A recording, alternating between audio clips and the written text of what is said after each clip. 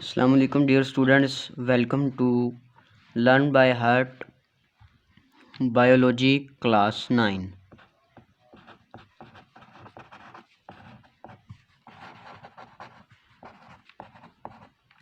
अब आप सोच रहे होंगे कि बार बार एक ही सब्जेक्ट पे वीडियो बार बार क्यों बनाता हूँ। इसका एक चैप्टर कंप्लीट होने के बाद इंशाल्लाह ताला एक वीडियो इनके VIP यानी वेरी इम्पोर्टेंट बोर्ड के लिहाज से, चाहे वो लाहौर है या गुजरावाला या कश्मीर या कोई भी बोर्ड है, उन सब के VIP लॉन्ग क्वेश्चंस पहले चैप्टर के और शॉर्ट क्वेश्चंस और साथ में उनके MCQs इंशाल्लाह ताला एक पूरी वीडियो में आपको मिलेंगे। तो आज का हमारा टॉपिक शुरू करते हैं। आज का हमारा टॉपिक है organelle and cell level. Organelle को समझने से पहले आपको सबसे पहले सेल लेवल को समझना पड़ेगा।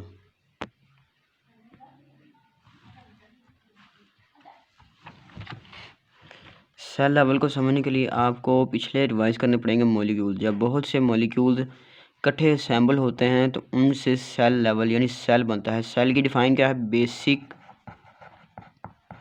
Unit of life.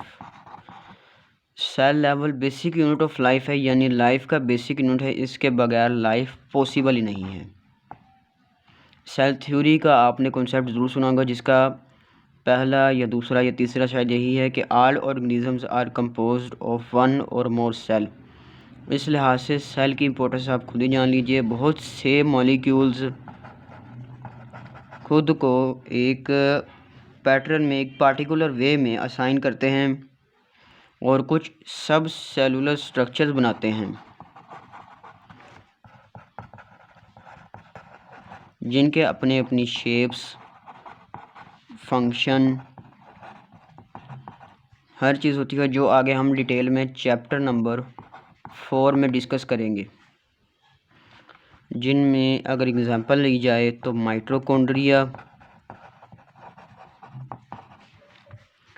माइटोकॉन्ड्रिया के बाद लाइसोसोम्स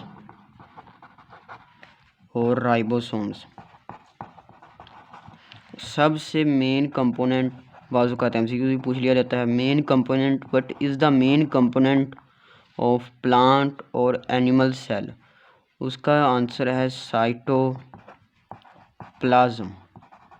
यानी इसके अंदर ये सारी ऑर्गेनेलीज पड़ी होती हैं, वो है साइटोप्लाज्म। अब आप सोच रहे होंगे कि सेल के साथ ही ऑर्गेनेली, सेल बनता ही इन चीज़ों से है। सेल की कंस्ट्रक्शन ही इन 4-5 या जितनी भी चीज़ें हैं इनसे होती है। सेल इन 4-5 चीज़ों से मिलकर बनता है और ये 4-5 चीज़ें माइटोकॉन्ड्रिया, लाइसोसोम, राइबोसोम और ये साइटोप्लाज्म मुख्तलिफ मॉलिक्यूल से मिलकर बनता है। ऑर्गेनेली के साथ बात शुरू कर दी मैंने।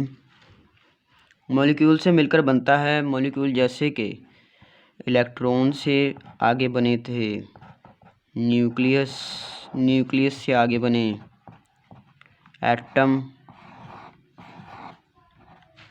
एटम से आगे बना मॉलिक्यूल से आगे बनी ऑर्गेनेली। अब साथ में इसकी एग्जांपल, सबसे पहले एटम वगैरह तो छोड़ें, मॉलिक्यूल बना न्यूरॉन का, न्यूरॉन से आगे बने नर्व्स, ये ऑर्गेनेली है। नर्व्स बनी, नर्व्स से आगे बना ब्रेन, ब्रेन से आगे एक इंडिविजुअल का पूरा CNS बना, यानी सेंट्रल नर्वस सिस्टम। सिर्फ इन मॉलिक्यूल्स की गैदरिंग से, मॉलिक्यूल की गैदरिंग से आगे बना ऑर्गेनेली से आगे बना ऑर्गन से आगे बना सेंट्रल नर्वस सिस्टम, पूरा एक सिस्टम सिर्फ एक सेल और उसकी ऑर्गेनेली की वजह से। अब ऑर्गेनेली क्या होती है? ऑर्गेनेली डिफरेंट मॉलिक्यूल्स के मिलने से बनती है।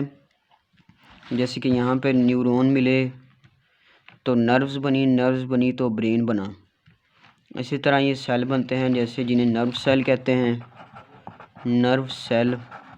इसकी भी डिटेल आगे इंशाल्लाह ताला पढ़ेंगे। उसी के साथ आज हमने शुरू करना था टिश्यू लेवल।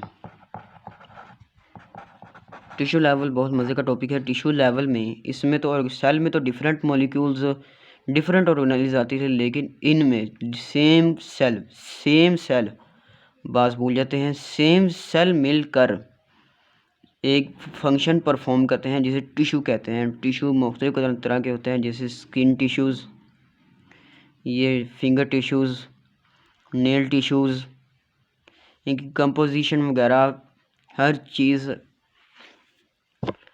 डिफरेंट होती है। कुछ हार्ड होते हैं, कुछ सॉफ्ट होते हैं, कुछ हमारे अंदर पाए जाते हैं। टिश्यू लेवल में मल्टी सेलुलर ऑर्गेनिजम्स में बहुत से टिश्यू होते हैं। जैसे कि टिश्यू की अगर एग्जांपल ली जाए प्लांट में तो epidermal tissue, xylem water conduct करना, इसका काम स्ट्रेंथ देना। फ्लोएम का काम फूड स्टोर करना। टिश्यू लेवल ये सब काम करता है कि डिफरेंट सेल्स जो एक ही फंक्शन करते हैं वो मिलकर एक लोथड़ा, एक क्लोट या एक बंडल कह लीजिए वो बनाते हैं। जैसे शीटों का एक बंडल होता है, किताबों का एक बंडल होता है, वैसे सेल का बंडल जो एक ही टाइम में एक ही फंक्शन परफॉर्म करता है उसे कहते हैं टिश्यू, और उसकी जो स्टडी है उसे टिश्यू लेवल कहा जाता है। टिश्यू लेवल में बहुत से फंक्शन देने वाले टिश्यूज़ होते हैं, जैसे कि ऑर्गेनेल से आगे माइटोकॉन्ड्रिया, माइटोकॉन्ड्रिया से आगे बनते हैं मसल, माइटोकॉन्ड्रिया से आगे सेल होते हैं मसल के सेल्स। फिर उसके बाद हमारी डिफरेंट बॉडी के सेल्स जैसे कि स्किन सेल्स, नेल सेल, फिर उसके बाद लीवर सेल्स, किडनी सेल्स वगैरह वगैरह। इन सब में माइटोकॉन्ड्रिया होना लाजमी है। सबसे ज़्यादा जो माइटोकॉन्ड्रिया होते हैं वो हमारे मसल्स में होते हैं। मसल्स में वहाँ पर सेलुलर रेस्पिरेशन होती है, जिसे भी आगे हम इंशाअल्लाह ताला स्टडी करेंगे। उसके बाद आपको ये चीज़ें मज़ीद क्लियर हो जाएंगी। तो टिश्यू हार्ट में भी होते हैं। हार्ट की मिसाल बाय द वे करें, हार्ट में स्मूथ टिश्यू होते हैं। ये सिर्फ एग्जांपल है, बुक में इसकी कोई कॉन्सेप्ट नहीं है, आपको समझाने के लिए सिर्फ दिया है। स्मूथ टिश्यूज़ होते हैं जिनसे आगे स्मूथ मसल्स बनते हैं, जिनमें सिर्फ एक या दो न्यूक्लियस होते हैं। तो बुक से रीडिंग करते हैं, आपको ये पता होना चाहिए कि ये लेवल्स लॉन्ग हैं। बाज़ औक़ात एक या दो या फिर अक्सर 3 लॉन्ग में पूछ लिए जाते हैं। और अगला हमारा जो शुरू होने जा रहा है प्लेलिस्ट में वो है organ and organ system level. आपको फिर दोबारा रिमाइंड करवा देता हूँ कि ये बहुत इम्पोर्टेंट लॉन्ग क्वेश्चन है, इसे आपने बहुत ही तवज्जो से समझना है और साथ ही इसकी तवज्जो से रीडिंग भी करनी है। तो अभी हम ऑर्गेनेली और सेल लेवल और टिश्यू लेवल की रीडिंग करते हैं ताकि आपको चीज़ें मज़ीद क्लियर हो जाएं।